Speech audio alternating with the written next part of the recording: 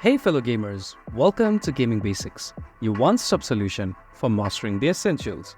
Let's dive in and level up together. In this video, I'm going to show you how to change your kingdom in Lords Mobile. To do so, you first need to launch your Lords Mobile app on your device. And once you've done that, on the bottom left side of your screen, you'll see this map icon. Tap on it, which will take you to this screen right here. Now click on this world map right here. So here are all the various kingdoms you can migrate to. So for example, I'm going to migrate to this kingdom called Bromore Kingdom. So I'm going to tap on it first. So this is the kingdom itself.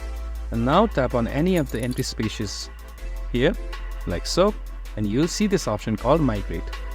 Once you tap on Migrate, your kingdom will be changed. If you found this video helpful, please give us a thumbs up. And if you have any questions for us, please feel free to mention us in the comment section down below.